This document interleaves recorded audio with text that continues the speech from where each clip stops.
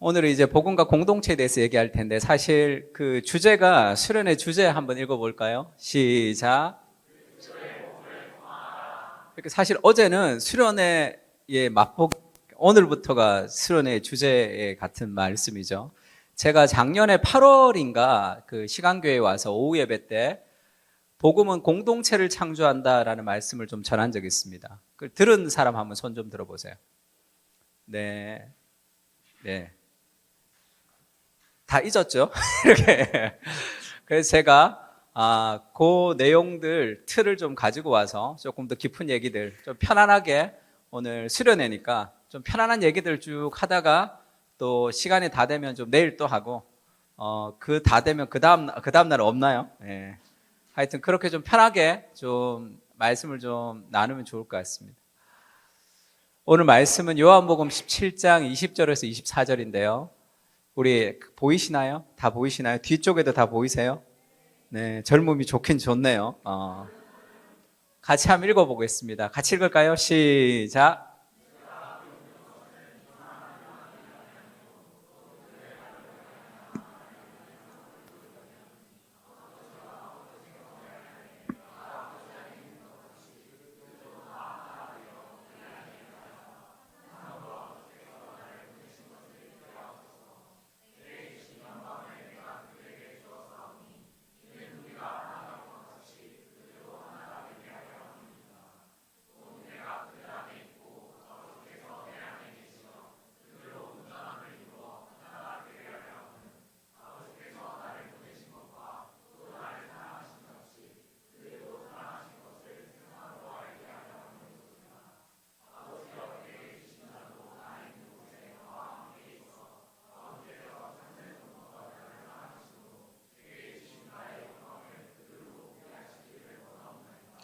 아멘.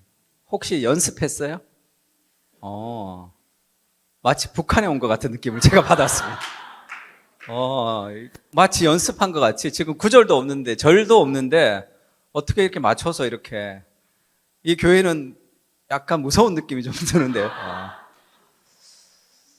지금 예수님의 기도죠. 예수님의 기도에 예수님이 가장 원하시는 기도 중에 하나인데 내가 비옵는 것은 이 사람들만을 위함이 아니요. 지금 제자들만 위함이 아닌 거죠.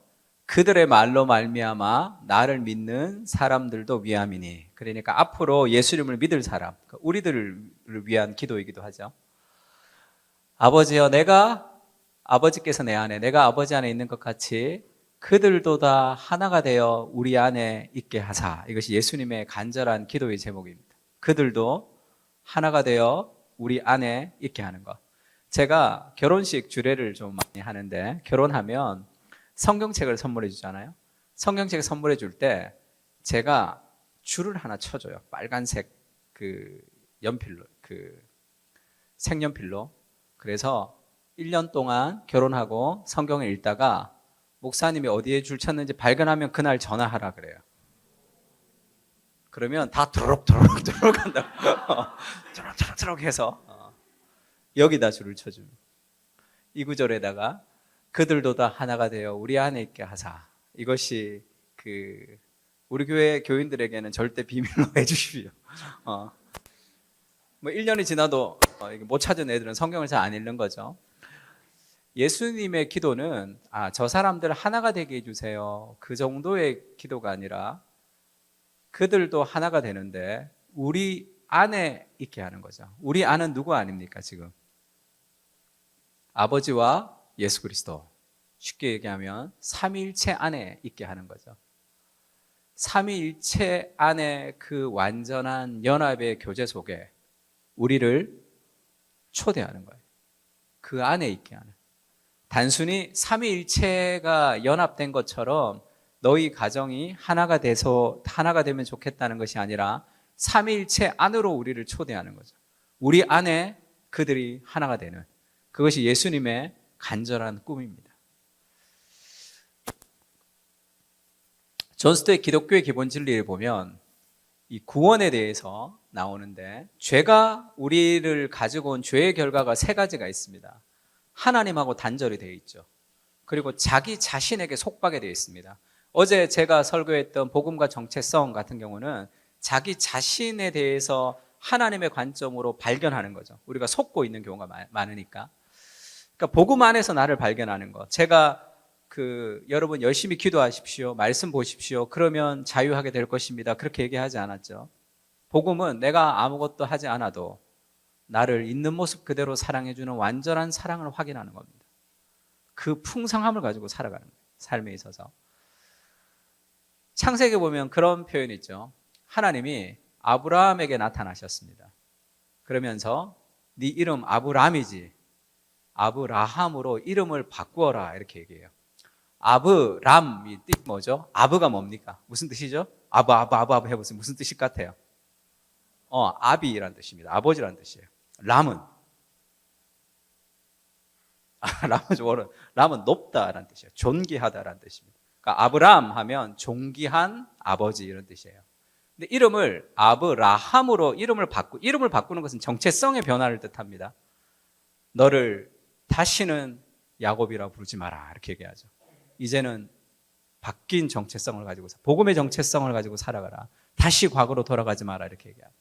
아브라함은 무슨 뜻이에요? 아브라함. 아브는 뭐라고요?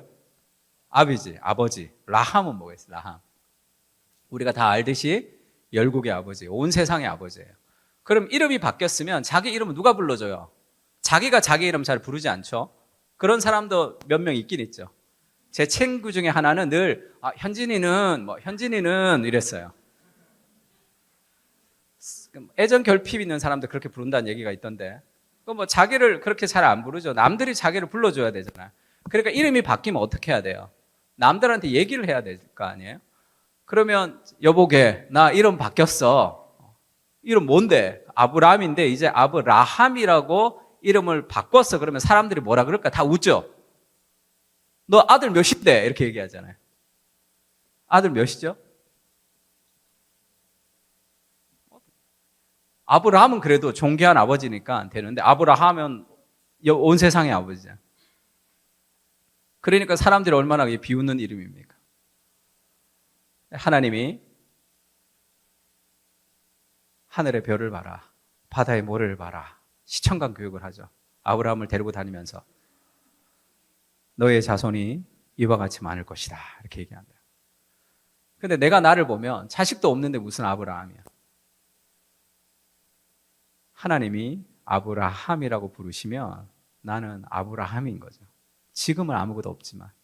그래서 인생에서 비전이라는 것은 뭐라 그럴까요? 하나님의 눈 속에 비친 나를 보는 겁니다. 내가 나를 보는 게 아니라. 내가 나를 보면 아브라함 무슨 아브라함이야. 아무도 없는데 내가 가진 게 아무것도 없잖아요. 하나님을 통해서 나를 보는 거죠. 그게 정말 그게 나라는 것을 믿어야 됩니다. 속고 있는 거죠. 내가 직접 보는 나를 나라고 생각하는 거예요. 태어나면서부터 내가 누군지를 모르고 태어났기 때문에 한 번도 나에 대해서 이렇게 바라보지를 못했다. 하나님 눈에 비친 내가 나란 말이에요. 우리 삶 속에서 그 복음의 정체성을 가지는 거죠. 그때 자기 자신으로부터 속박됩니다. 내 안에 성령께서 그것을 알게 해주시죠.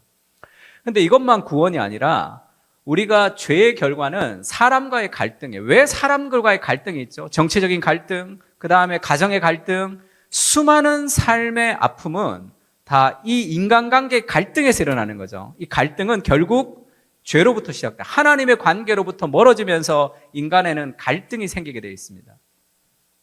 이 갈등을 예수님이 구원해 주셨는데 하나님과의 단절은 그리스도의 죽으심으로 하나님과의 관계를 회복했어요. 그게 하나님의 관계가 회복된 우리의 구원입니다. 첫 번째 구원의 3분의 1 같은 거죠. 두 번째는 자기 자신에게 속박되어 있는 것을 예수 그리스도께서 성령을 보내주셔서 그리스도의 영을 보내주셔서 우리 안에 자기 자신의 속박으로부터 벗어나게 하셨어요. 세 번째, 다른 사람과의 갈등은 그리스도의 교회를 통해서 서로 사랑하는 그리스도의 몸을 통해서 하나님이 구원해 주신 거예요. 그러니까 우리의 구원이라는 것은 단순히 개인이 구원받는 것이 아니라 그리스도의 몸 안에서 서로 사랑하는 공동체를 통해서 이 땅에서 구원의 완성으로 우리가 가는 거죠. 그래서 이 죄의 결과를 그리스도의 몸된 교회를 통해서 하나님이 회복하실 것까지가 우리의 구원이다. 그것이 건강한 구원의 한 방식입니다. 그래서 구원받은 사람들이 이 사람이 정말로 진정한 회심이 되었는지 안 되었는지를 알 수 있는 가장 정확한 바로미터가 있다면 인간관계를 보면 돼요. 그의 인간관계는 그의 하나님과의 관계의 바로미터입니다. 하나님과의 관계가 너무 좋은데 인간관계가 좋지 않을 일은 없어요. 그것은 무언가 중간에서 왜곡이 된 경우가 있습니다.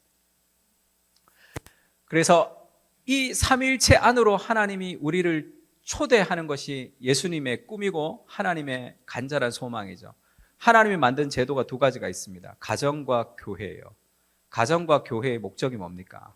삼위일체 하나님의 연합을 누리는 겁니다. 그러니까 우리 가정은 어때요? 삼위일체 하나님의 연합을 우리가 온전히 100% 이 땅에서 누리지 못하겠죠. 공동체도 마찬가지입니다. 그러나 그것이 우리의 목표가 돼야 되는 거죠. 제가 국민일보 여러분 잘 안 보는 것 같은데 젊은 사람들은 겨자씨라는 코너가 있는데 매주 토요일마다 제가 1년째 지금 그 글을 좀 쓰고 있습니다. 거기서 행복하신 하나님의 복을 누려라 이렇게 칼럼을 하나 쓴 적이 있는데 하나님이 우리를 향한 가장 우리의 목표가 무엇이 되어야 되냐 하면 하나님 안에서의 행복이 돼야 돼요. 너 무엇을 위해서 사냐? 그러면 하나님 안에서 행복하기 위해서 살아가야 됩니다. 우리가. 그러니까 목적이 하나님 안에서 내가 누리는 행복이에요. 그렇지 않으면 어떻게 되냐면 내가 열심히 주를 위해서 봉사한다 이렇게 생각하는 사람이 있죠. 내가 하나님을 위해서 봉사해. 내가 하나님을 위해서 헌신해. 그럼 다 탈진에 이르게 돼요. 이 봉사 자체가 하나님이 주신 복을 누리는 행복이 돼야 된다. 행복. 그래서 주님을 사랑하는 기쁨을 즐거움을 빼앗기지 않게 하소서라는 찬양 잘 모르죠? 예. 알아요? 죄송합니다. 제가 부르면 우리 청년들이 다 목사님한테 배우면 다 다시 배워야 된다 그러더라고요. 주님을 사랑하는 기쁨과 즐거움을 빼앗기지 않아야 돼. 행복을 빼앗기지 않아요. 왜 저보고 목회를 하냐 그러면 나 행복하기 위해서 목회합니다. 하나님 안에서 내게 주신 행복. 그러니까 목회가 나에게는 행복해야 돼요. 만약에 제가 여러분을 행복하게 하기 위한 목회자가 되기 위해서 내가 너무 고통스러워요. 그럼 그게 될까요? 행복한 엄마가 아이들을 행복하게 해줍니다. 우리 아이를 어떻게 하면 행복하게 해줄까? 그러면서 근심과 염려가 있는 엄마가 아이를 행복하게 해주는 게 아니라 행복한 엄마에게서 아이가 행복해지는 거겠죠. 그러면 행복한 목회자를 통해서 사람들이 행복해지는 거예요. 주님 안에서, 하나님 안에서 하나님이 우리에게 간절히 원하시는 것은 우리의 행복입니다. 만약에 목회가 너무 힘들어서 탈진의 상태에 이를 정도로 내가 행복하지 않다면 하나님이 악덕 고용주가 된다. 누가 그렇게 얘기하시던데. 하나님이 악덕 고용주가 되는 거죠. 막 일을 시키는. 그러니까 하나님을 악덕 고용주로 만들어서는 안 돼요. 뭐 리더를 하는 거, 우리가 스텝으로 섬기는 거, 이것이 우리가 탈진한다고 생각하면 안 돼요. 이것은 생각을 완전히 바꿔야 됩니다. 그것 자체가 나에게 행복한 에너지를 행복해야 된다. 목사님 그건 너무 이기적인 게 아닙니까? 이렇게 물으실 수도 있는데 저희 아들이 하나 있어요. 저희 아들 지금 20살입니다. 동안이죠. 어제 했나요? 동안. 네. 어제 써먹었구나. 네. 예, 나이가 들면 좀 이렇게 자꾸 잊어버립니다. 제가 우리 아들에게 간절히 원하는 가장 큰 소망은 뭘까요? 우리 아이가 행복하게 사는 거죠. 나는 어떻게 하면 우리 아버지를 기쁘게 해줄까? 그러면서 너무 애쓰고 고통하고 그러면 그게 내가 좋겠어요? 안 좋겠죠. 하나님도 우리에게 원하시는 게 뭡니까? 나의 행복이에요. 내가 열심히 교회 봉사하고 내가 열심히 하면서 내가 탈진하고 그것은 뭔가 맞지 않아요. 우리는 만족을 통해서 일합니다. 공부도 마찬가지예요. 뭐 결핍을 통해서 우리가 공부하는 게 아니란 말이에요. 공부는 하나님을 알아가고 싶은, 사랑하는 사람을 알아가고 싶은 사랑의 고백 같은 거예요. 자연과학을 공부하는 것은 하나님이 만드신 세상을 알아가는 겁니다. 인문과학은 하나님이 만드신 사람을 알아가는 거죠.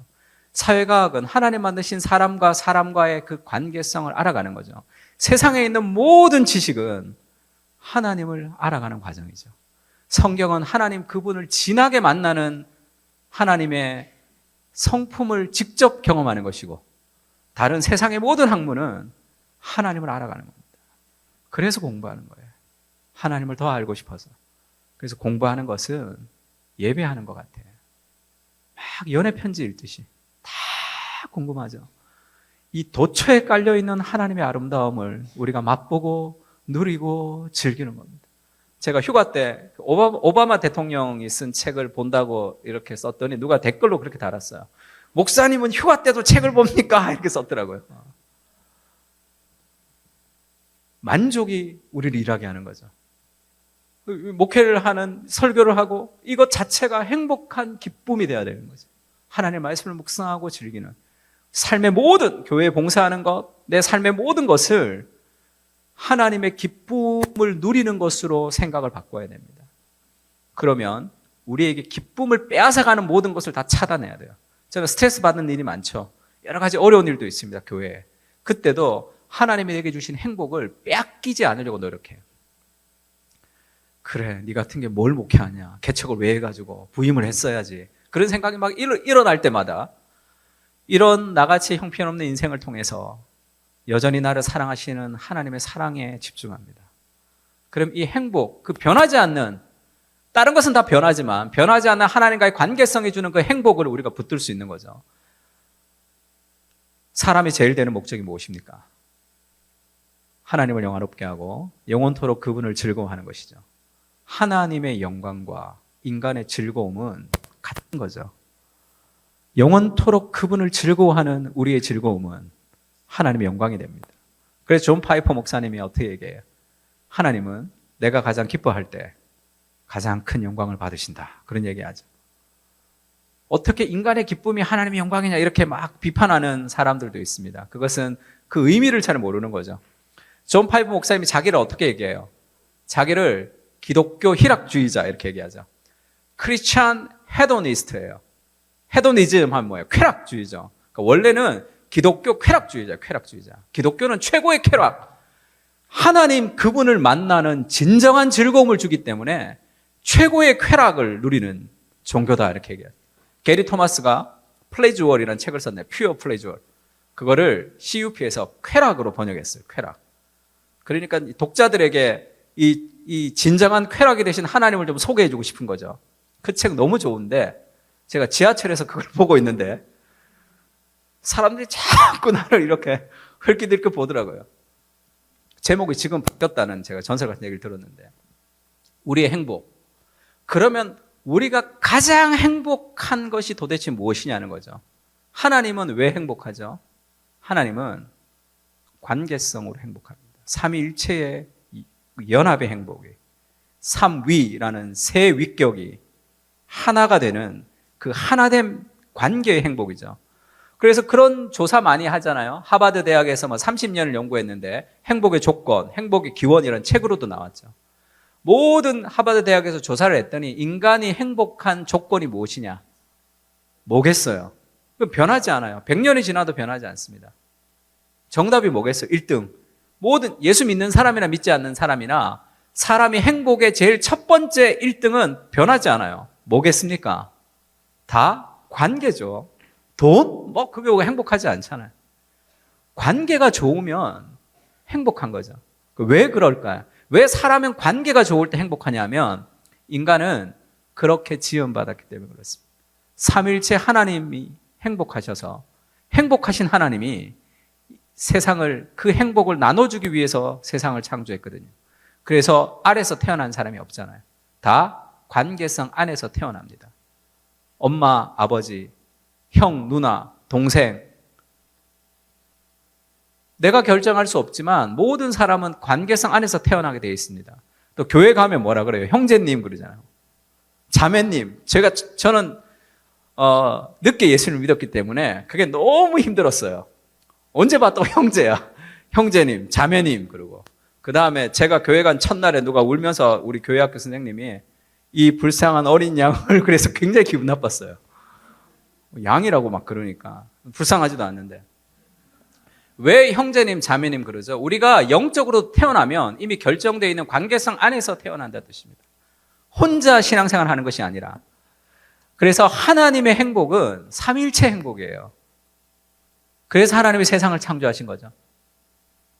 여기서 하나님이 어떤 분이시게요? 세 분 중에. 다시 물을게요. 예수님이 누구게요? 예수님이 제일 끝에 있는 분이 예수님이다. 1번, 2번이 예수님이다. 3번이 예수님이다. 어디가 예수님 같아요? 잘 안 보이십니까? 네. 2번이 예수님, 2번. 원래 이 성화에는 예수님을 가운데 주로 그립니다. 가운데 그리고 자세히 보면 예수님의 얼굴이 하나님을 보고 있어요. 나를 본 자는 아버지를 보았다. 이렇게. 그리고 예수님, 옆에 계신 분이 성령님입니다. 성령님. 성령님이 지금 손가락으로 여기를 두드리고 계세요. 여기를 가리키고 있단 말이에요. 손가락으로. 저분이 성령님. 뭐 하는 거죠? 야, 너 이리 와. 우리를 초대하시는 거죠. 삼위일체의 교제 안에 우리를 초대하시는 분. 성령님. 그 구원의 기쁨을 우리에게 적용하시는 분이죠. 에베소서에는 어떻게 나옵니까? 에베소서에는 성령으로 인쳤다 그러죠. 우리가. 성령으로 인쳐서 이는 기업의 보증이 되시고 이렇게 얘기해요. 이는 할 때 이는은 원래 관계대명사 후, 이분은 이렇게 번역해야 돼요. 그 성령님은 우리의 구원의 기업, 우리가 받을 기업의 보증, 우리가 받을 유산의 보증이 되신다 이렇게 얘기하죠. 그 보증을 요즘은 저기 핸드폰으로 성경을 봐서 좀 안타까운데 관주에 보면 보증금이라고 되어 있습니다. 보증금, 돈. 쉽게 얘기하면 아라본 이런 계약금이라는 뜻이에요. 계약금. 우리가 이사할 때 어떻게 해요? 전세 우리가 집에 들어갈 때 먼저 계약금을 10% 내고 그 다음에 이사를 할 때 돈을 다 지불하면서 우리가 거기서 살죠. 근데 거꾸로 하나님이 우리에게 계약금을 주는 거예요. 우리가 천국에 가면 받을 보상이 있는데 천국 가기 전에 먼저 계약금을 주시는 거예요. 10% 정도. 그게 성령님이라는 거예요. 이 땅에서 우리가 성령님을 통해서 여러 가지 힘들고 어렵고 그런 수많은 아픔의 은혜와 위로를 경험하죠. 그것은 장차 받을 천국의 계약금에 불과하다는 거예요. 그러니 바울이 현재 당하는 고난은 장차 받을 영광과 좋게 비교할 수 없도다. 우리가 지금도 그 하나님의 은혜로 우리가 수많은 어렵고 수많은 난관들을 이기면서 살아갈 수 있는 힘을 공급을 받는 거예요. 그러나 그것은 천국에서 받을 계약금에 불과하다. 그것을 성령께서 우리에게 알려주시는 거죠. 이 삼위일체 교제 안으로 우리를 초대하는 거예요. 하나님은 행복하신 분이라는 거 알아야 돼요. 관계성 안에서 행복합니다. 삼위일체 연합. 그래서 제가 지난번에 왔을 때는 아주 길게 설명했죠. 삼위일체의 핵심은 self giving love. 춤 같다. C.S. 루이스가 춤이다 이렇게 얘기하죠. 그거는 페리코레시스라는 상호 내주를 그렇게 표현한 거죠. 서로가 서로에게 섬기니까 서로가 서로에게 도는 춤 같다 이렇게 얘기했습니다. 그래서 행복한 거죠. 많은 사람들은 권력에 올라가고 돈이 있고 실력이 있으면 자기를 중심으로 다른 사람을 돌립니다. 레버리지라는 책 같은 거 보면 거기서 엄청난 깨달음을 많이 얻었다 그러는데 뭐 좋게 해석할 수도 있죠. 내가 할 수 없는 것을 다른 사람에게 맡겨서 그렇게 일할 수 있다라는 어떤 그런 개념으로 좋게 생각하면 되지만 그 책의 핵심이 뭐예요? 나는 더 고급스러운 일을 해야 되고 내가 좀 어려운 일은 남한테 맡겨서 시켜서 더 많은 돈을 벌어야 된다는 뜻이죠. 그렇죠. 우리가 올라가면서 다른 사람을 돌립니다. 삼위일체는 그렇지 않아요. 서로가 서로에게 자신을 내어준단 말이에요. 그것이 큰 기쁨이고 연합이라는 거죠. 그래서 팀 켈러가 조나단 에드워드의 천지창조의 목적을 이렇게 표현했습니다. 한번 읽어볼까요? 창조주께서 시작.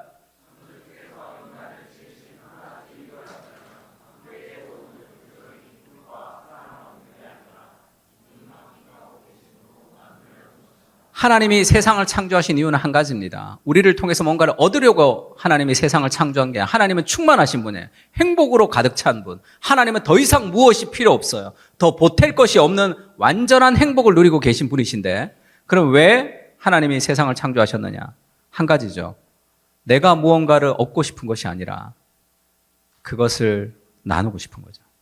삼위일체의 그 깊은 관계적인 연합과 행복을 나누고 싶은 거예요. 우리의 가정과 우리의 교회.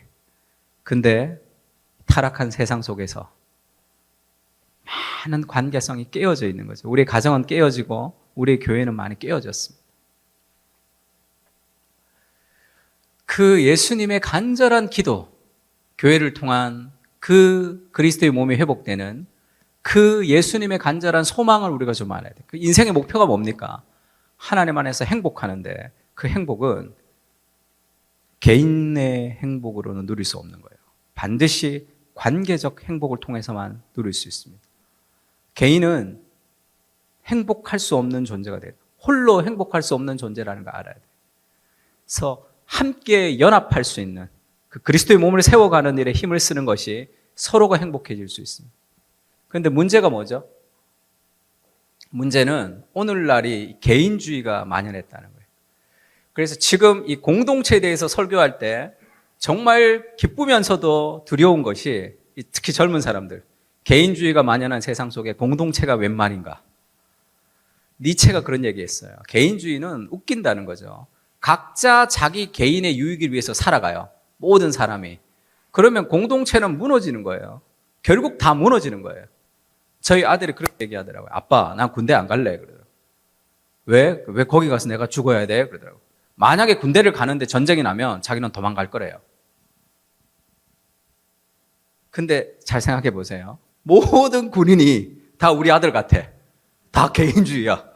전쟁 났네? 다 도망가. 그러면 다 망하는 거예요.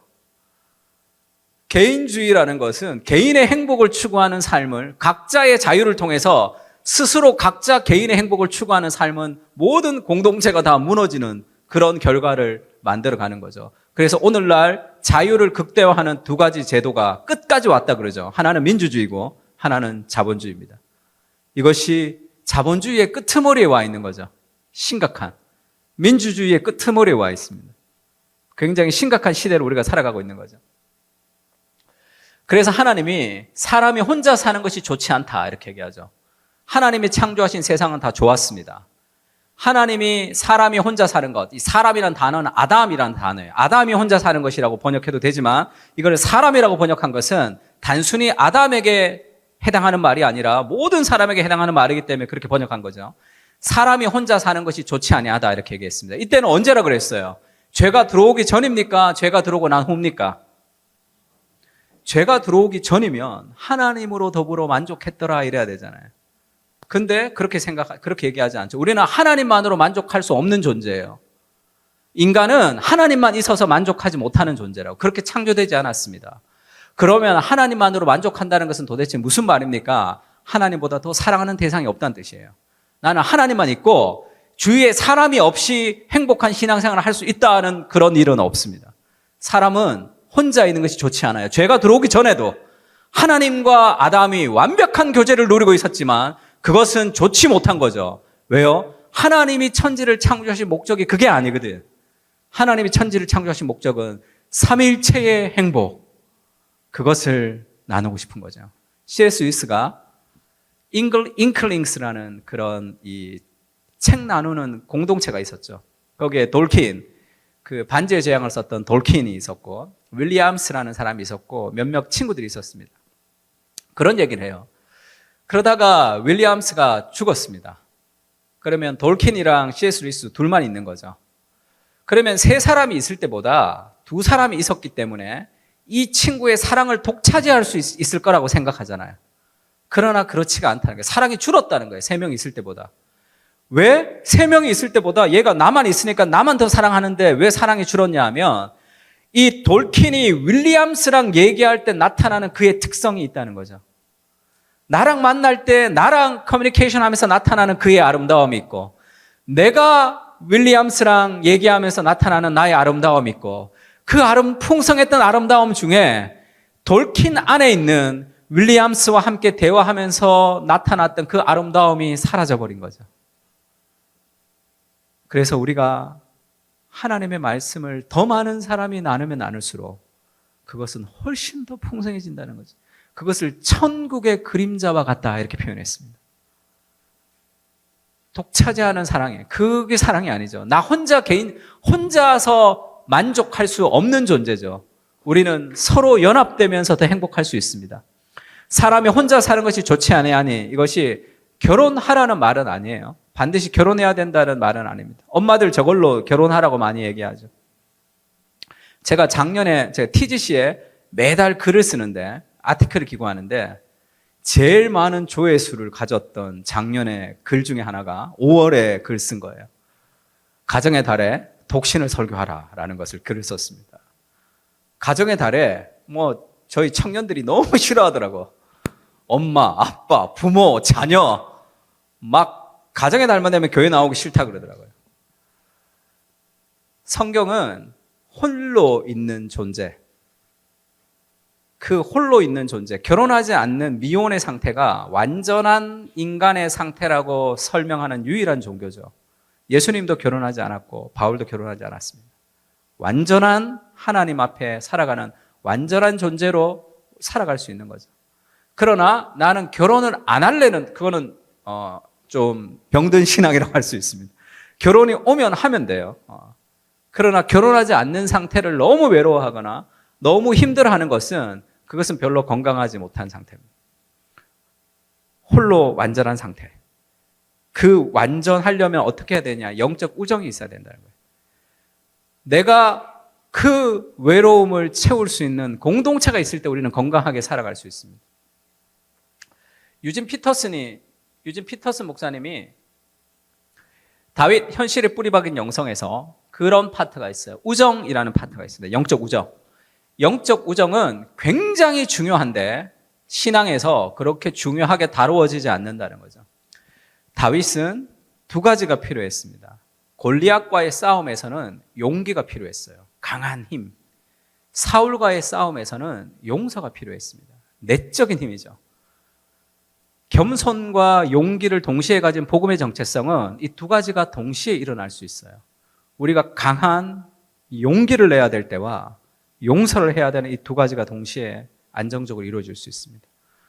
그 사울의 그 공격, 누군가가 나를 죽이려 한다는 게 얼마나 큰 스트레스입니까? 누가 나를 싫어해서 댓글만 달아도 내가 그렇게 밤잠을 못 자는데 누군가 나를 죽이려고 한다는 것은 어마어마한 스트레스죠. 그 스트레스를 이길 수 있었던 힘을 하나님과의 관계성에서 얘기했고, 두 번째는 요나단의 우정이었다 이렇게 얘기합니다. 요나단의 우정이 대관로처럼 다윗을 죽이려는 사울의 거듭된 시도를 막았다. 우정이라는 것은 우리의 영성의 기도나 금식과 다를 바 없이 중요하다. 성례를 할 때 물과 포도주가 사용되는 것처럼 우정은 평범한 인간의 경험을 취하여 거룩한 것으로 변화시킨다. 요나단의 우정이 없었다면 다윗은 아마 사울에 대한 충성을 끝까지 지키지 못했을 것이다. 요나단의 우정은 다윗의 영혼을 점령했죠. 사울의 증오심이 점령하지 못했던 그 사울을 향한 그 증오심을 이길 수 있었던 많은 힘은 하나님의 은혜와 요나단의 우정이었죠. 그 깊은 삶의 우정이 있을 때 우리는 살아갈 수 있습니다. 영적인 우정이 없는 사람은 절대 신앙생활을 바르게 할 수 없어요. each other, one another, 서로라는 말이 신약 성경에만 50번 이상 나옵니다. 서로를 무시하면서 신약 성경에 나오는 하나님의 말씀을 50번을 무시하면서 내가 하나님 앞에 풍성한 인생을 살아갈 수 있을 거라고 생각하면 안 돼요. 예배에 참석할 수도 있습니다. 위로를 받을 수도 있어요. 하나님이 은혜를 주실 수도 있습니다. 그러나 생명력 있는 생기가 없어요. 나를 통해서 사람을 변화시키고 그리고 나를 통해서 하나님의 역사가 일어나는 삶의 생동력이 없는 신앙이 된단 말이에요. 홀로 있다가 그 외로움을 위로받는 정도의 신앙으로 끝이 납니다.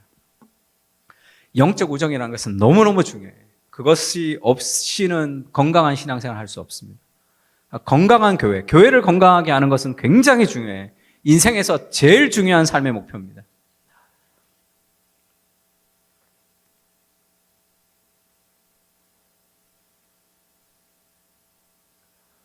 로마서 같이 한번 읽어볼까요? 우리가 시작.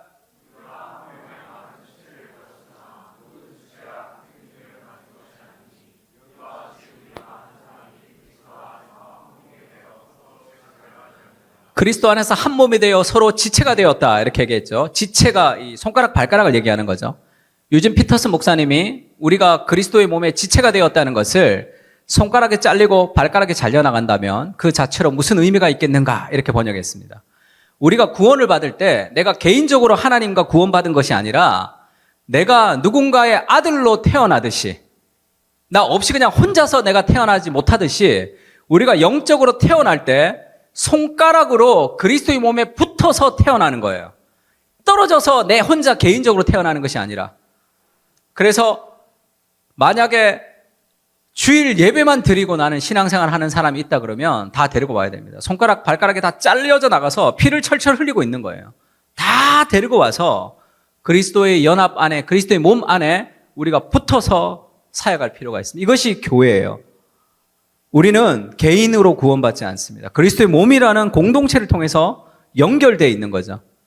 그래서 우리가 삼위일체 하나님과 어떻게 연결되어 있는가 하면 삼위일체 하나님의 제2위격이 되신 예수 그리스도가 교회의 머리가 되시죠. 교회가 그리스도의 몸이 되는 거죠. 그래서 몸과 머리가 연결되어서 우리가 붙어 있는 겁니다.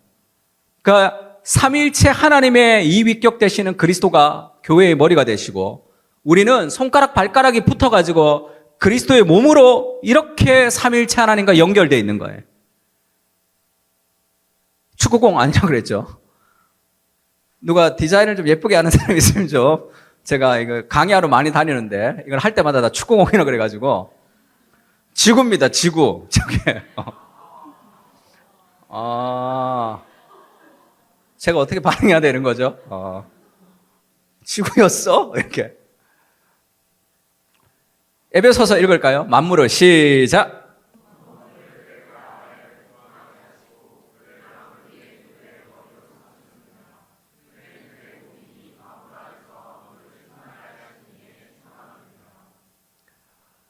하나님이 예수님을 충만하게 하셨습니다. 그 예수님이 교회의 머리가 되시는 거예요.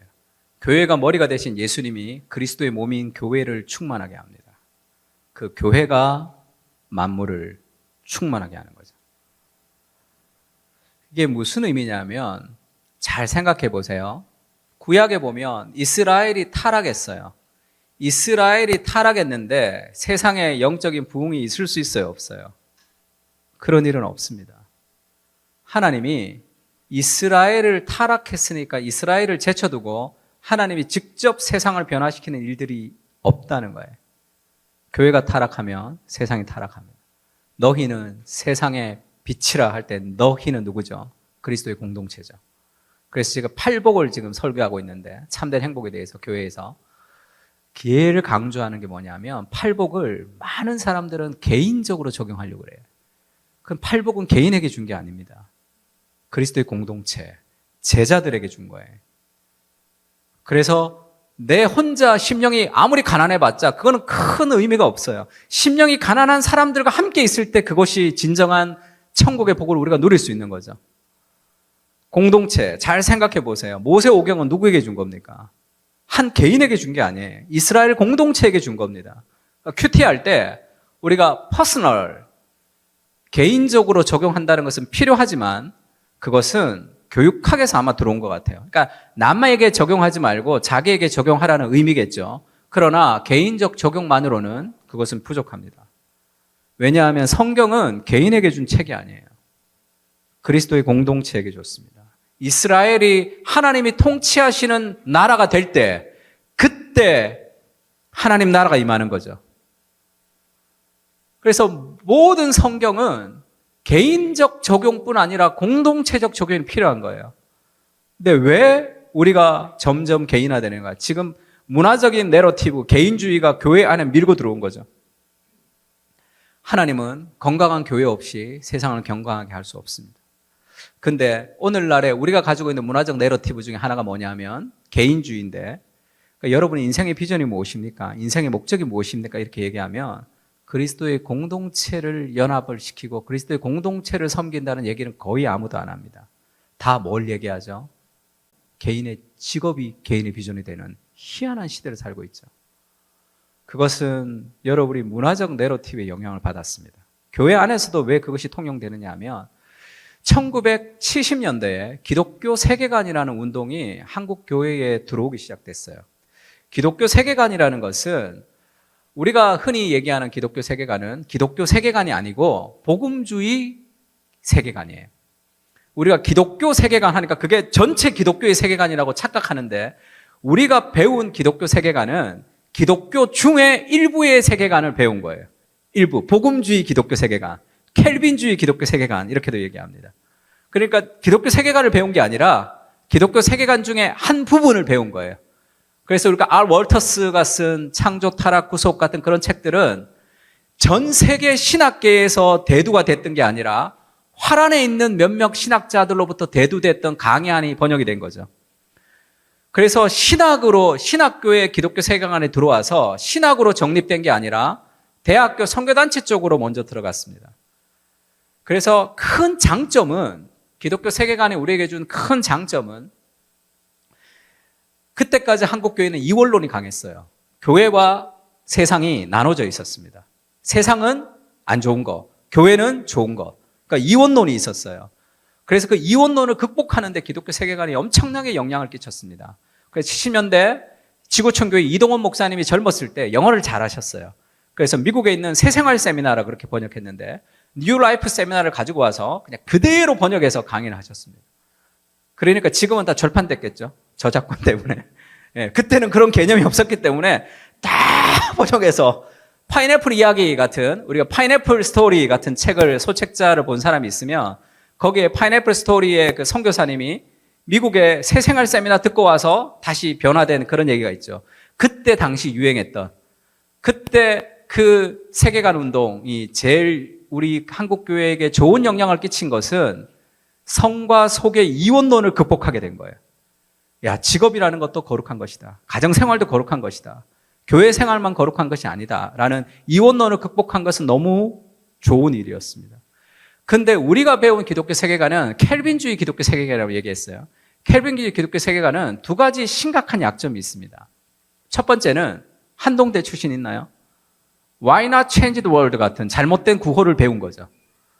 우리가 세상을 변화시킨다라고 생각했던 제임스 헌트가 쓴 기독교가 어떻게 세상을 변화시키는가라는 책을 보면 그 제목을 원래 원제목이 그렇지가 않아요.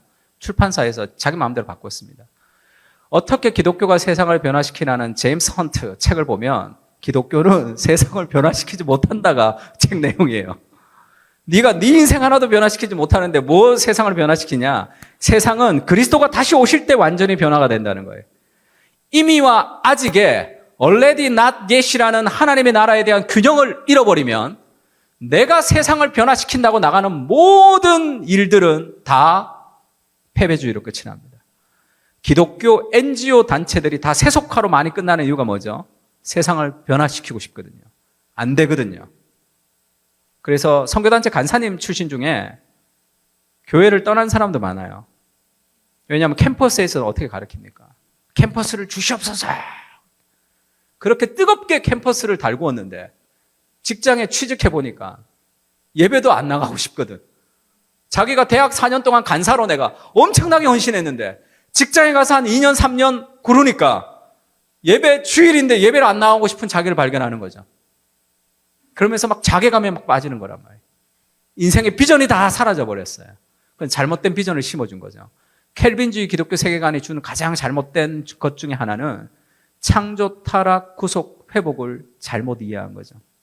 잘 보세요. 창조에서 타락은 완전한 타락이죠. 타락에서 구속은 완전한 구속이 아니잖아. 여전히 죄가 우리에게 있죠.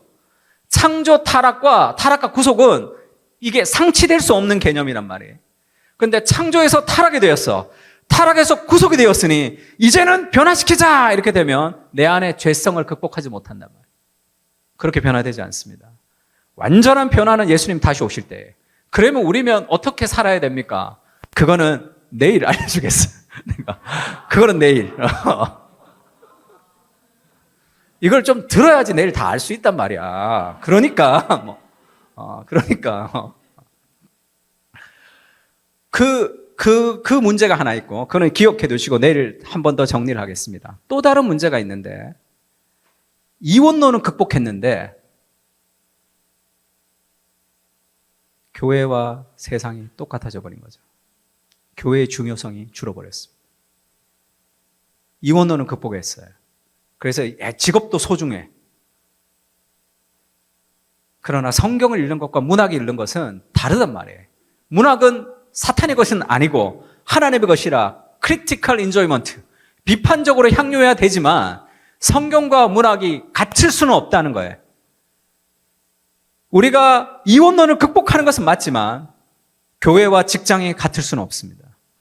그런데 우리가 배운 기독교 세계관은 교회의 중요성을 건너뛰어 버린 거죠. 왜냐하면 이 극단에서 이 극단으로 가버리게 됐단 말이에요. 교회가 중요해, 세상은 더러워 이렇게 했다가 그게 아니라는 걸 깨닫고 교회와 직업이 똑같아진 거죠. 그래서 인생의 비전을 개인의 직업의 비전이 돼버린 거예요. 그러나 기억해야 될 것은 건강한 교회의 회복 없이 개인의 비전이라는 것은 없는 겁니다. 그거는 세상의 방식이 우리에게 들어온 거예요. 하나님은 건강한 교회를 통해 세상을 변화시키는 거예요. 교회가 건강하지 않으면 세상은 건강하지 않습니다. 하나님이 그래서 교회가 소중한 거죠. 하나님은 절대로 아무리 형편없는 교회도 하나님은 절대로 교회를 포기하지 않죠. 하나님이 그 교회를 통해서 반드시 세상을 변화시키는 그것이 하나님의 마지막 마스터 플랜이죠. 계시록을 보면 계시록은 두 가지 주제를 얘기하죠. 첫 번째는 7 교회가 나오죠. 두 번째는 대접의 심판, 나팔의 심판, 그 다음에 무슨 심판이죠? 인심판. 그렇게 세상을 향한 심판이 쭉 나옵니다. 그 다음에 마지막에는 바벨론의 멸망, 세상의 멸망이죠. 그리고 영광스러운 어린 양의 혼인잔치, 영광스러운 교회가 나옵니다. 딱 두 가지를 얘기해요. 교회와 세상을 얘기해요. 첫 번째는 이 땅의 지상의 교회, 7 교회.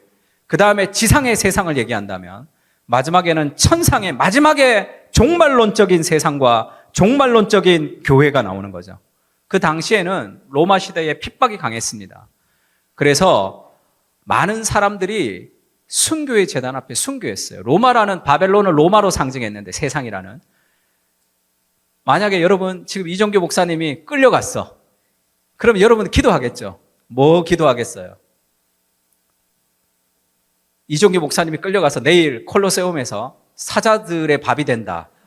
그러면 뭘 기도하겠어요? 다니엘을 기도하겠죠. 사자들의 이빨을 몽땅 부러뜨리신 하나님, 우리 목사님을 물려고 할 때 사자가 막 이빨이 다 부러져서 주의 영광이 드러내면, 그래서 목사님을 물었는데 막 목사님이 막 사자가 이빨이 다 깨졌어. 막.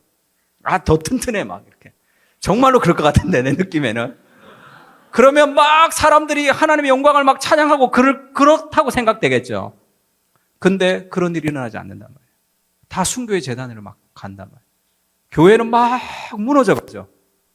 세상은 어마어마하게 거대해 보이고 교회는 초라해 보이죠. 배교가 일어났습니다. 많은 사람들이 교회를 떠났어요. 그때 요한이 붓을 던 거죠. 지상의 교회와 지상의 세상. 마지막의 세상과 마지막의 교회죠. 마지막의 세상이 뭡니까? 큰 성 바벨론이 무너지죠. 거룩한 성 예루살렘이 승리한다. 그래서 그 계시록을 통해서 전하는 메시지가 뭐죠? 세상이 강력하고 세상에 힘있고 교회가 초라한 것 같고 연약한 것 같지만 기억해라.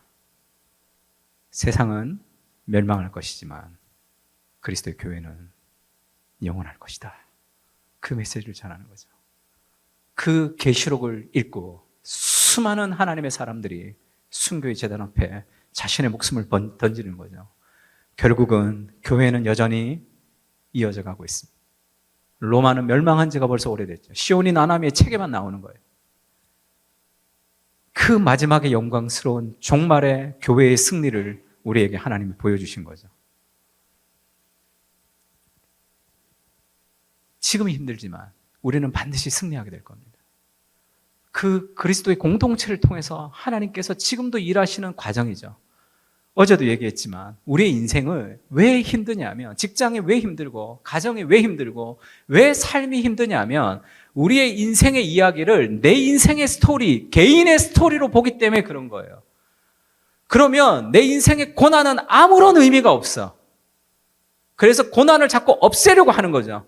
직장이 너무 힘들면 좀 옮겨야 돼요.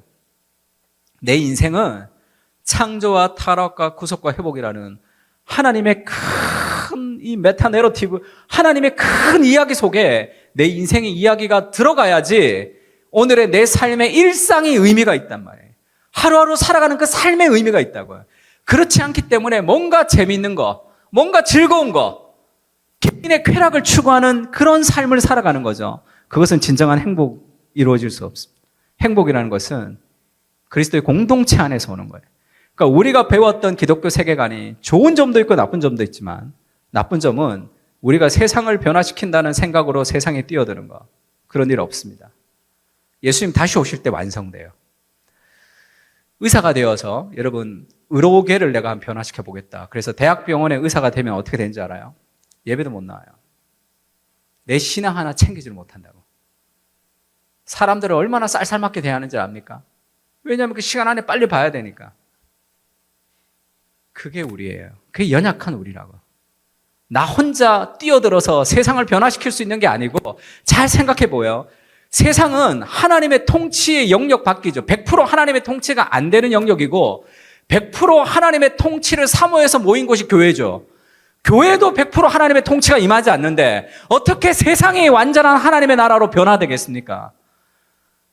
하나님의 통치가 100% 임한다고 모인 사람들 여기 안에서도 완전한 천국이 이루어지지 않는데, 나의 직업을 통해서 세상이 변화되는 하나님의 나라라는 것은 그것은 이루어지지 않아요. 건강한 교회를 통해서 세상은 변화되는 것이. 내가 뛰어들어서 되는 게 아니에요. 저는 강남에 있는 아주 유명한 교회를 청년부를 맡아서 생활했습니다. 강남에 있기 때문에 똑똑한 사람들이 많았어요. 제가 부서를 맡았을 때 스카이가 아니라 서울대 다니는 친구만 50명이 됐어요. 400명 중에.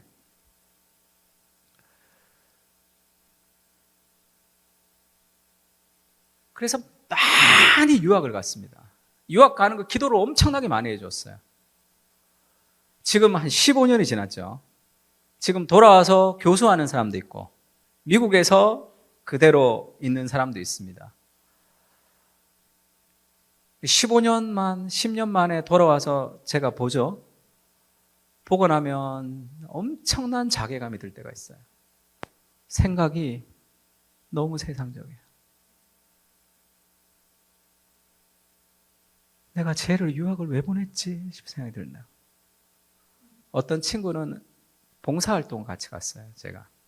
그때 이 언청이라고 그러죠. 그런 소아 여자애를 보고 얘가 너무 가슴이 아파서 자기 의사가 되겠다. 근데 의대가 아니었는데 그때는 의료 전문원이라고 의대로 편입할 수 있는 그런 제도가 잠시 생긴 적이 있습니다. 거기 들어가는 거를 위해서 기도를 많이 했어요. 그러니까 기도해서 거기에 합격했습니다. 그래서 내가 막 눈물로 기도해주고 자기 인생의 비전, 그리고 이제 어느 날 결혼식에서 만났는데 1년 전에 만났어요. 벌써 한 14년 정도 흘러서 만난 거죠. 목사님, 자기가 의대생이 아닌데 의대에 들어갔더니 따라가기가 쉽지 않더라. 성형외과를 하려고 그러면 성적이 좋아서 미친 듯이 공부했다는 거예요. 그래서 결국 탑을 찍어서 성형외과 의사가 됐습니다. 문제는 교회를 안 다녀요. 교회를 안 다닌다는 거예요. 내가 이게 뭐지? 이런 생각이 든 거예요. 그 인생의 비전을 가지고 그렇게 기도했는데 왜 그럴까요? 유학을 가서 10년 동안 공동체가 없었거든요. 그래서 제가 유학에 대한 생각을 조금 바꿨습니다. 야, 여러 가지 학교가 있으면 그 근처에 교회를 먼저 정해라. 건강한 교회가 있는 대로 학력이 좀, 학벌이 좀 떨어지더라도 그게 더 좋겠다. 교수가 되면 뭐합니까? 인간은 혼자서 떨어져서 신앙생활을 열심히 할 수 없는 존재예요. 우리는 누군가가 필요합니다. 왜 그렇겠죠? 내가 연약하다는 인식이 있어야 돼. 나 혼자서는 바로 설 수 없다는, 연약하다는 그 연약한 인생들이 모여서 강한 군대가 되는 거죠. 개인의 비전이라는 것은 존재하지 않습니다. 그것은 공동체의 비전 안에 있는 거예요. 하나님 나라 안에 내 인생이 있듯이 이 거룩한 하나님의 공동체 안에 우리의 직업과 우리의 결혼 생활이 여기에 다 들어와야 되는 거예요.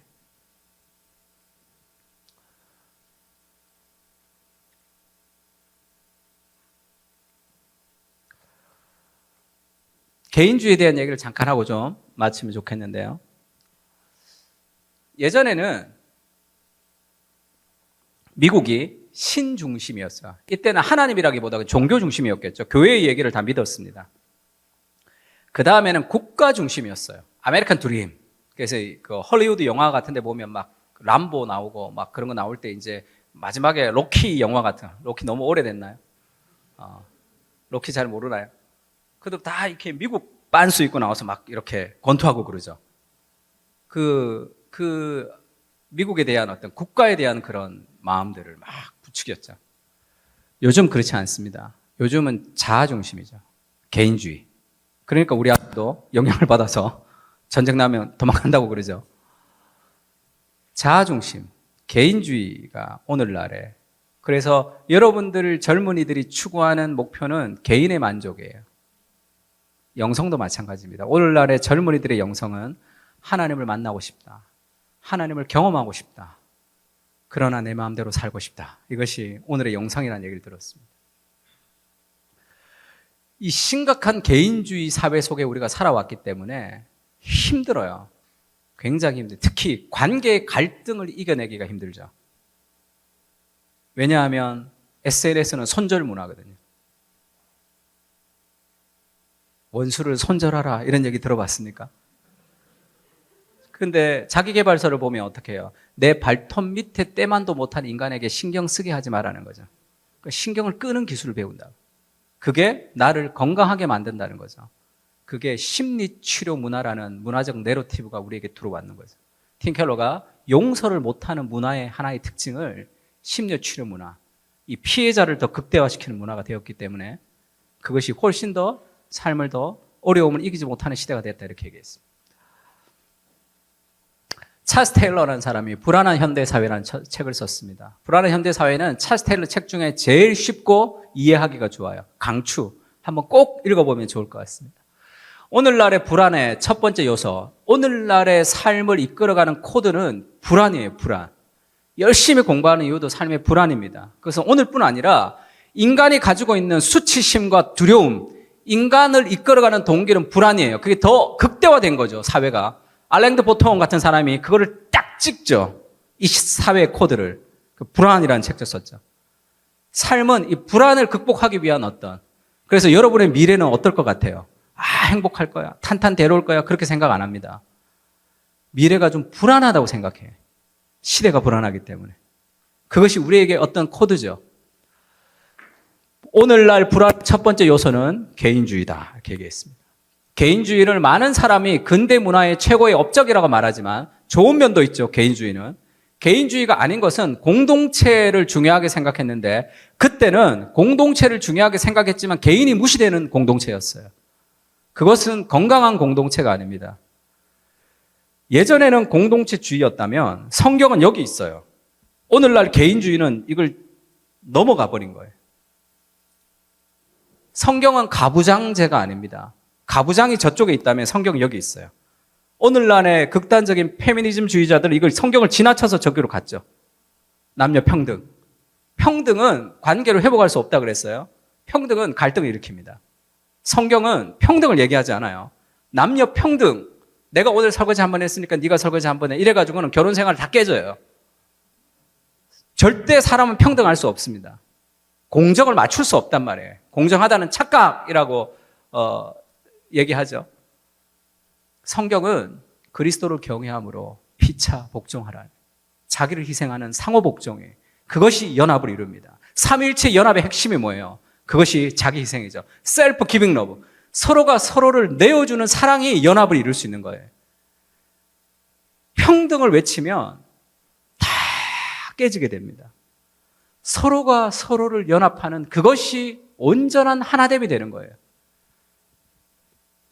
뭐라 그럴까요? 오늘날에는 여성이 해방돼야 되는 것이 아니라 인간이 해방돼야 되는 거예요. 기독교 인간관이 회복돼야 되는 거죠. 이 성경이 가장 중심에 있어요. 그러니까 예전에 말했던 공동체, 개인이 사라지는 공동체가 저기 있다면 오늘날의 개인주의는 성경을 지나쳐서 여기까지 갔습니다. 이렇게 끌고 와야 돼. 건강한 공동체와 개인이 살아있는 것, 그게 뭐죠? 삼위일체 아니에요? 삼위의 각 개인이 있으면서 연합하는 통일성과 다양성, 그것이 하나로 연합되는 그게 삼위일체 연합이죠. 그게 가장 아름답습니다. 그래서 성경을 읽을 때 좀 틀려도 괜찮아요. 너무 똑같이 읽으면 무섭죠. 예. 약간 통일성 안에 다양성. 농담입니다. 농담이에요. 좋은 면도 있지만 개인주의의 가장 심각한 문제점. 빨간색으로 된 거 한번 읽어볼까요? 삶은 시작. 개인의 만족을 추구하는 삶은 인생의 의미를 잃어버리게 되어 있습니다. 그래서 즐거움을 더 찾아야 돼요. 왜 그런지 압니까? 인생의 의미는 나보다 더 큰 대의를 만날 때 이루어지는 거예요.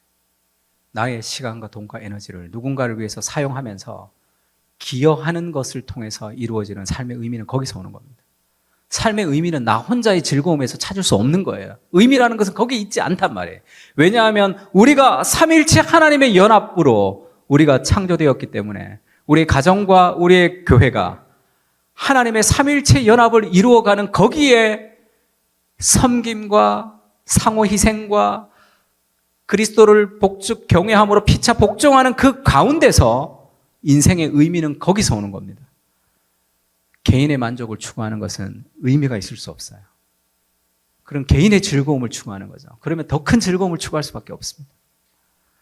타인의 삶이나 사회에 점점 무관심해지죠. 비정상적으로 개탄할 정도로 자기에만 몰두하는 일. 이것이 이 문화의 고유한 형태로 나타난 거죠. 그래서 삶은 단조로워지고 협소해집니다. 인생의 의미가 사라지는 거죠. 인생의 의미는 공동체 안에서 발견되는 거죠.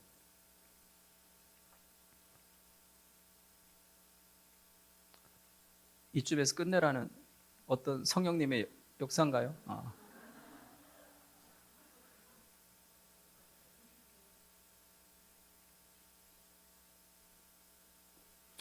예수님이 말씀하시죠. 그럼 인생의 목적은 어디서 오느냐? 같이 한번 읽을까요? 마태복음. 시작.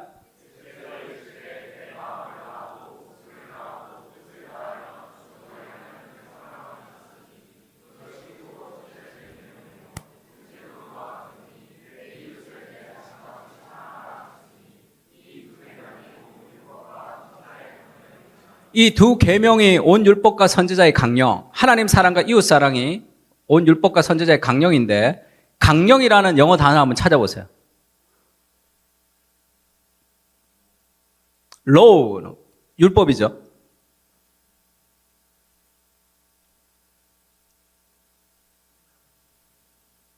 commandment, 계명이죠. 어디 있는 거야? 강령이 도대체.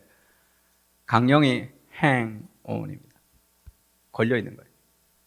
강할 때 강령이 강력한 명령이 아니라 이 별이 강자라고요. 별이 강. 왜 이렇게 성경을 어렵게 번역하는지 모르겠지만 온 이 두 계명이 온 율법과 선지자의 강령이라는 것은 성경에 나오는 모든 율법 있죠. 그것은 하나님과 이웃 사랑에 다 걸려 있는 거예요. 성경을 열심히 읽는데 이웃 사랑하지 않아. 그럼 성경 다 무시하는 거죠. 성경을 잘 모르지만 하나님 사랑과 이웃 사랑하면 모든 성경이 다 거기 걸려 있는 거예요. 이 두 가지가 전부라는 거죠. 성경에. 이 별이라는 게 별이 강자인데 별이라는 것이 그물 저기에 가장 줄기가 되는 하나예요. 저기 다 걸려 있는 거예요. 그러니까 저기 꼭대기에 별이 있죠. 그러면 그물을 던지고 별이만 당기면 쫙 다 걸려온단 말이에요. 모든 게 다 거기에다 걸려 있는 거죠. 인생의 목적이 뭡니까? 하나님을 영화롭게 하고 영원토록 그분을 즐거워하신 그것이 도대체 무엇입니까? 그것은 하나님을 사랑하고 이웃을 사랑하는 겁니다. 그때 인생의 의미가 생기는 거예요. 내 삶의 의미는 거기에서 오는 거란 말이에요. 나의 즐거움과 개인의 만족을 위해서 아무리 일해도 삶은 의미 없는 인생으로 끝이 납니다. 거기에서 이루어지는 것이 아니에요. 그러면 하나님 사랑과 이웃 사랑이 우리 인생의 중요한 목적이라면 그럼 우리가 해야 될 가장 중요한 이 땅에서 일은 그것은 사랑입니다. 누구를 사랑하는 거죠? 사람을 사랑하는 거예요.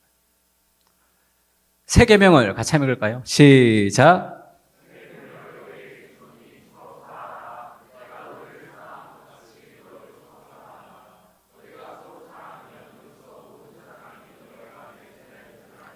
너희가 서로 사랑하면 내 제자인 줄 알 것이다. 이렇게 얘기하죠. 예수님의 제자의 특징은 사랑입니다. 사람을 사랑하는 거예요. 그런데 예수님이 이것을 새로운 계명을 너희에게 주었다. 이렇게 얘기하죠. 새로운 계명. 근데 이게 새로운 계명이 아니라 옛날 계명이죠. 내 이웃을 내 몸같이 사랑하라. 레위기에 나오는 말씀이니까. 이것이 새 계명이 될 수 있는 이유는 뭐라고 얘기했습니까?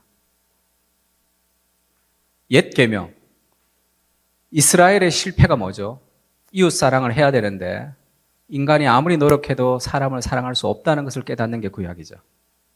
우리는 사람을 사랑할 수 없는 존재예요. 그래서 누군가 결혼할 때 내가 너 행복하게 해줄게, 그런 사람은 절대 만나면 안 돼요. 지가 뭔데 행복하게 해줘. 지가 지 인생도 행복하게 못해요. 사랑이 나한테 없다는 것을 알아야 돼. 결혼이라는 것은 팀 켈러가 그렇게 얘기합니다. 지옥이라는 현실에서 하나님 나라를 세워가는 것이다. 이렇게 얘기해요. 내 안에 사랑이 없다는 걸 알아야 돼요. 사람을 사랑할 수 없는 존재라는 것을 알아야 됩니다. 그래서 날마다 무릎으로 기도해야 된다. 그 하나님의 사랑이 우리에게 임하지 못하면 우리는 사람을 사랑할 수 없는 존재란 말이에요. 그래서 예수님이 새로운 계명을 내가 너에게 준다. 서로 사랑해라. 너무 가혹하다는 거예요. 그러나 복음의 특징이 뭐죠? 모든 성경에 나오는 명령법을 찾아보면 너는 나 외에 다른 신을 섬기지 말라라는 그 명령이 있죠. 성경의 모든 명령법을 찾으면 그 앞에 뭐가 있다고 배웠습니까?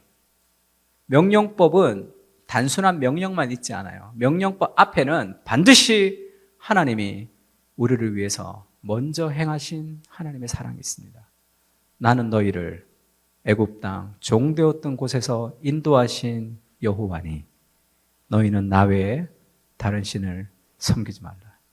내가 다른 신을 섬기지 않을 때 복을 받는 것이 아니라 그 처절한 애굽 땅 종되었던 곳에서 우리를 인도하신 그 하나님의 사랑을 깊이 경험할 때 그때 우리가 누군가를 섬길 수 있는 거죠. 그래서 예수님이 새로운 계명의 특징을 그렇게 얘기합니다. 내가 너희를 사랑한 것 같이. 같이 한번 따라 할까요? 시작. 내가 너희를 사랑한 것 같이. 한 번 더 해봅시다. 시작. 내가 너희를 사랑한 것 같이. 우리는 사람을 사랑할 수 없는 존재예요. 내가 너희를 사랑한 것 같이. 그 그리스도의 은혜를 경험하는 만큼 우리는 사람을 용납하고 품을 수 있습니다. 정말 꼴보기 싫은 사람들. 늘 얘기하죠. 교만은 교만을 품지 못해요. 겸손은 교만을 품고 갈 수 있습니다. 힘든 사람이 있어요. 어려운 사람이 있습니다. 성경은 원수를 사랑하라 이렇게 얘기하죠. 그래서 사람을 사랑하기 위해서 노력을 해야 되는데 오늘날은 그것이 굉장히 힘든 시대가 됐습니다. 왜냐하면 여러분 젊으니까 이 문화의 내러티브 중에 하나가 뭐냐면 J.I. 패커가 기도를 그렇게 얘기했어요. True duty to delight라고 표현했습니다. 의무를 통해서 기쁨으로 가는 거예요. 기도가. 근데 오늘날에 기도, 의무하면 어떤 느낌 들어요? 아 답답해 이런 느낌 든다고. 규율, 의무 이러면 훈련 이러면 아 답답하는 느낌이 확 든단 말이에요. 그래서 기도는 의무. 처음 기도하면 막막해요. 기도하는지 안 하는지 모를 정도로. 그 막막함을 통해서 결국은 기쁨에 이른단 말이에요. 그 의무를 통과하지 않고는 기쁨에 이룰 수 없습니다. 그런데 의무가 답답하게 느껴지는 이유가 뭐죠? 오늘날의 젊은이들이 가장 원하는 문화적인 어떤 코드가 있다면 그건 자유예요. 자유. 그때 그 오늘날의 세상에서 정의하는 자유의 특징이 뭡니까? 어떤 제한도 받지 않는 상태를 자유라고 착각하고 있습니다. 자유하면 어떤 제한도 받지 않는 상태라고 생각하는 거예요. 의무하면 제한받아 이렇게 생각하는 거죠. 그래서 누군가를 내가 힘들게 사랑해야 된다고 그러면 싫은 거예요.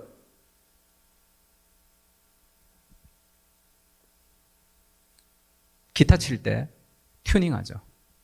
내 마음대로 튜닝하지 않잖아요. 절대 음이 있어요.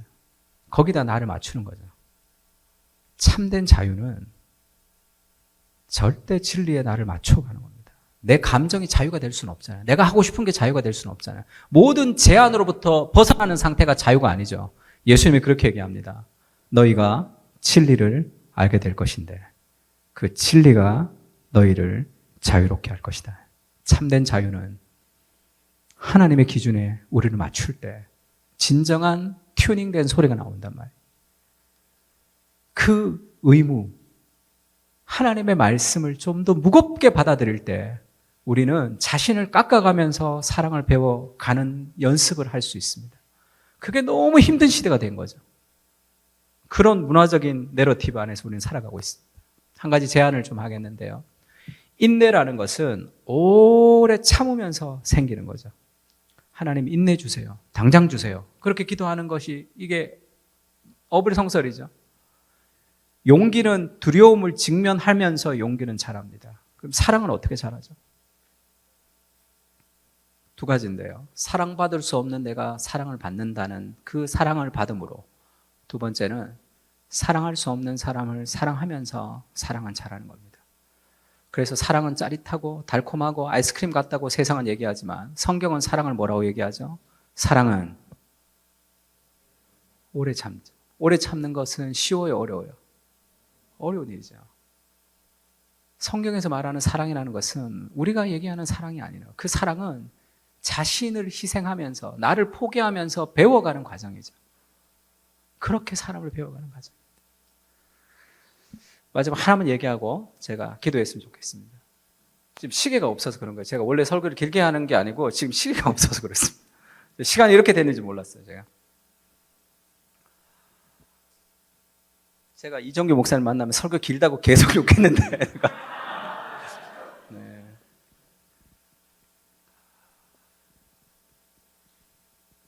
그 얘기를 제가 한 번 한 적 있죠. 돈 있는 사람이 돈 없는 사람을 도와주는 게 공평하죠. 힘 있는 사람이 힘 없는 사람을 도와주는 게 공평합니다. 성격이 나쁜 사람은 어떻게 해야 된다 그랬어요? 성격이 좋은 사람이 성격이 나쁜 사람을 받아주는 것이 공평하죠, 원래는. 왜 그러냐 하면 그 사람이 성격이 나쁘고 내가 그 사람보다 성격이 더 좋다면 내가 성격이 더 좋은 이유는 하나님의 은혜입니까? 나의 노력입니까? 꼭 이럴 때 둘 다요 이렇게 얘기하는 사람들이 있어요. 둘 다도 내가 노력할 수 있는 노력도 하나님의 은혜로 주신 거죠.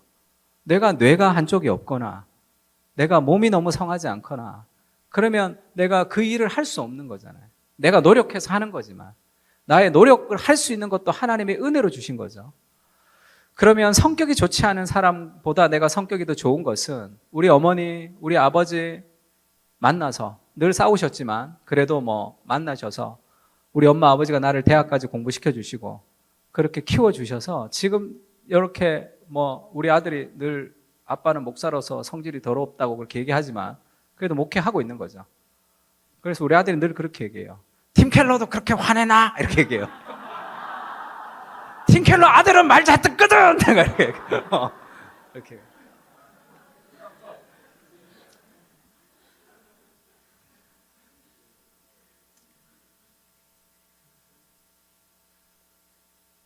그 성격이 그래도 내가 이렇게 목회를 하고 있는 것은 제가 할렘가에서 술집에 다니는 어머니 밑에서 폭력을 겪는 아버지 밑에서 자랐으면 지금 내 성격은 지금하고는 좀 다르겠죠.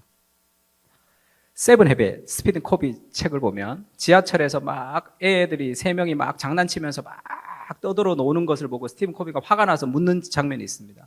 아니 당신 아들이 이렇게 공공장소에서 이렇게 떠드는데 왜 제재를 하지 않느냐 할 때 그 아버지가 그렇게 얘기하죠. 엄마가 지금 죽은 거예요. 엄마가 죽었어. 애들은 모르는 거예요. 막 돌아다니고 있으니까. 그러니까 화가 나는 마음이 갑자기 불쌍한 마음으로 바뀌는 거죠. 패러다임 시프트를 그걸 가지고 설명을 했는데 잘 생각해 보세요. 그 사람이 왜 성격이 그런지 압니까? 그는 나보다 더 힘든 인생을 힘들게 살았기 때문에 그렇습니다. 교회는 학벌과 외모와 성격과 모든 것과 상관없이 하나님의 형상인 그대로 사랑해주는 공동체죠. 세상 어디에 그런 공동체가 있습니까? 성격 좀 못돼봐요. 회사에서도 왕따 당하고 누가 그를 친구로 삼아줘요? 가족들하고도 외면되는 그런 성격을 갖고 있는 사람도 많습니다. 하나님의 은혜의 정원 안에 있으면 부러진 가지도 열매를 맺는다. 리그 워렌이 그렇게 얘기했어요. 야, 성격 좀 나빠도 된다. 내가 좀 안아줘야지. 야, 술 좀 먹어도 괜찮다. 여기서 자라. 설교 듣다 자면 더 개운하다. 그렇게 얘기해 줘야지. 경험했죠? 그런 거. 희한하게 여기서 자면 개운해. 그러니까 술 먹으면 무조건 예배로 오라 그래야 돼. 야, 여기서 오바이트 해라. 딴 데서 하지 말고. 그런 수용의 공동체, 용납의 공동체가 좀 필요합니다. 그러기 위해서 우리가 기억해야 될 것은 나의 죄인됨에 대한 깨달음이에요. 왜 그가 싫은지 압니까? 내가 얘보다 낫거든요. 제가 이정규 목사님 설교 중에 토마토와 빨간 사과라는 예화를 제가 언제적 설교인지 모르겠지만 한번 들었던 기억이 있어요. 레베카 버핏이라는 사람이 쓴 토마토 빨간 사과라는 아주 유명한 책이 있습니다. 토마토는 안과 겉이 똑같고 사과는 다르죠. 그때 레베카 버켓이 집회를 끝나고 나서 어떤 한 여자가 찾아왔어요. 자매가. 근데 자기 신랑은 교회 전도사였어요. 자기는 교회에서 만났습니다.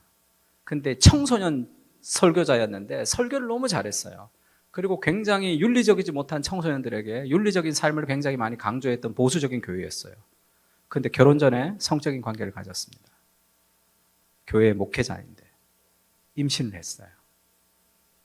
그것을 교회에다가 얘기하면 그 보수적인 교회에서 용납하지 못할 거라는 생각이 들었습니다. 그 다음에 자신도 자기가 했던 설교가 있잖아요. 그래서 낙태를 했어요. 그리고 결혼식 날 신부 입장을 하는데 다 감사하고 환호하죠. 그 목사님과 이제 사모님이 됐으니까 자기 결혼식장이 너무 고통스러웠다는 거예요. 귀에 대고 넌 살인자야 이렇게 얘기하더라고요. 그리고 자식을 낳은 사모가 됐습니다. 근데 그 죄책감으로부터 벗어나지 못했던 거죠. 그래서 그 얘기를 레베카 버켓에게 그렇게 고백했습니다.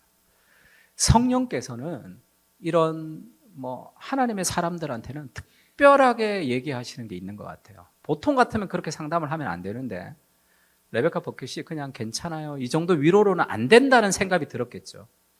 그렇게 얘기를 했답니다. 당신이 사람을 죽인 것은 첫 번째가 아닙니다. 두 번째 살인이다. 그럼 깜짝 놀라죠.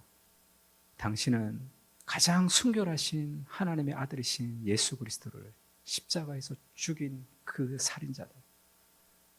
낙태보다 더 심각한 범죄, 가장 순결하신 그분을 십자가에서 죽인 살인자다. 이렇게 얘기했어요. 그 죄를 그리스도께서 용서하셨더라고요. 그보다 더 큰 그 심각한 그리스도의 하나님의 아들을 죽인 그 십자가의 죄를 그리스도께서 용서하셨다. 저도 낙태를 경험했다는 자매와 상담을 했던 적이 있습니다.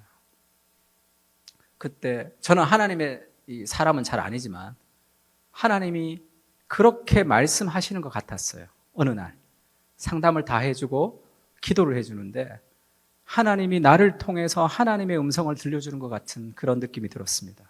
그래서 그렇게 기도했어요. 딸아, 평안히 가라. 자매가 막 울면서 갔어요. 여기서 한 가지 더 제가 소설을 좀 쓰자면 그 사모님이 그 이때까지 쌓아왔던 그 어떤 죄책감으로부터 예수 그리스도의 용서를 경험했단 말이에요. 이분이 다른 사람을 어떻게 볼까요? 너 죄인이지. 너 그렇게 되지. 그렇게 받겠어요? 내가 얼마나 큰 죄인인데 이 죄에서 구원받았다는 그 복음의 은혜를 깨달으면 깨달을수록 우리는 더 많은 사람을 품을 수 있는 관대한 사람이 됩니다. 주님, 그 사랑을 우리에게 좀 주십시오. 우리 공동체 안에서 내가 그렇게 사람을 사랑할 수 있는 사람으로 하나님 은혜를 부어달라고. 인간의 힘으로 안 되는 게 얼마나 많습니까? 하나님의 사랑을 깊이 부어달라고. 그렇게 해서 우리가 사랑하는 공동체를 연습해가는 그럼 우리가 좀 됐으면 좋겠습니다.